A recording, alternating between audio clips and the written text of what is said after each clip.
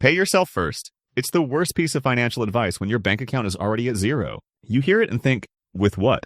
That advice isn't for you. It's for people who already have a surplus. The problem isn't you. The problem is the system you're using. Your paycheck shows you one number and tells you it's all yours. That's the lie. That money is already spoken for. Your landlord, the grocery store, the gas station, they all have a claim on it before you even spend $1. Today, we're building a new paycheck routine. We're not allocating a surplus. We're performing a surgical paycheck routine on your finances to uncover one. And we're using the oldest money systems in history to do it. Step 1, the 60-minute triage. The Romans had 2 words for money: aes, the raw cash to be spent, and pecunia, the capital that builds more. For example, the dollar that's going to rent, that's aes, it's gone. The dollar going to a savings account, that's pecunia. The dollar going to education or a skill course, that's pecunia. The dollar going to takeout for the 3rd time this week, that's aes. Your goal is to convert aes into pecunia, and you do that with the 60-minute triage. As soon as your pay hits, you have one job: protect it from yourself. For the next hour, you don't spend a single dollar on anything that isn't a total emergency. Here's what you do. First, pay your critical bills. Open your calendar. What bills are due before your next paycheck? Not all your bills, just the ones in this specific period. Schedule those payments right now. Next, set aside your survival cash. Calculate exactly what you need for groceries and gas until next payday. This is not a guess. It's a firm number. Immediately take that amount out in cash or transfer it to a separate account. When that cash is gone, you're done spending. Now, here's the pay yourself first fix. You don't pay yourself a percentage. You pay yourself $1. Transfer $1 to your savings. Why? This isn't about the amount. It's about the habit. You are building the muscle of paying yourself. This $1 makes you a saver. It changes your identity. This is where the Romans come in. That's not just $1. That's your first piece of pecunia, your seed of future wealth. It's a tiny flag you plant that says, this money is for my future. Anyone can find $1. Step 2, the 24-hour audit. Within a day of getting paid, you become a detective in your own life. Open your bank and credit card statements from last month. Your job is to find and eliminate 3 types of waste. The obvious, subscriptions you don't use, late fees. The hidden, the convenience tax, pre-cut vegetables, expedited shipping, the premium version you don't need. The silent, money sitting in a checking account earning nothing. This isn't about cutting out all your fun. It's about cutting out the waste. This is how you find the $10 or $20 that can become your pay yourself money next month. And this is where our great-grandparents' wisdom kicks in. They lived through the Great Depression and their rule was simple: waste is a failure.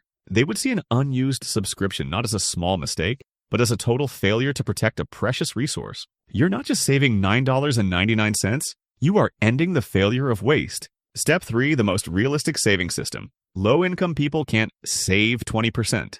But ancient farmers always stored a tiny part of every harvest, even during famine, even when they had almost nothing. That habit kept whole civilizations alive. If you make $1,500, maybe you can save $20, and that's fine.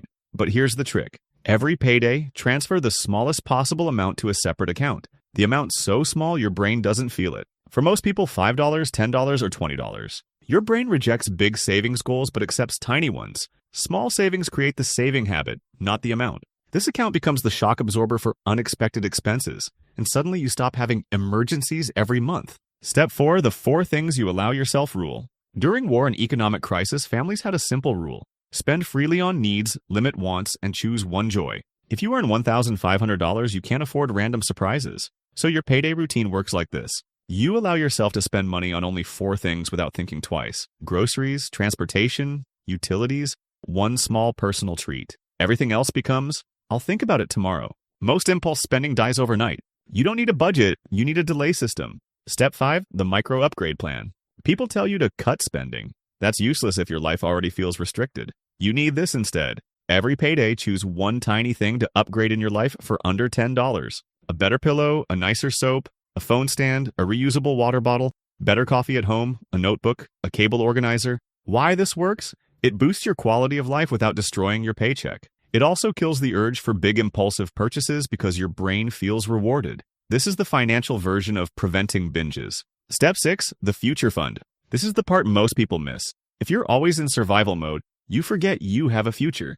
So every payday, put $10 into a dream fund, something that will genuinely upgrade your life long term. A course, a laptop upgrade, a side hustle, travel, savings for moving out, a future business idea. This is not an emergency fund. This is identity building. This fund makes you feel like your life is moving forward even on a low income. And that feeling keeps you disciplined. Most people think financial success starts with making more money. but it actually starts with handling the money you already have, calmly, intentionally, and without self-hate.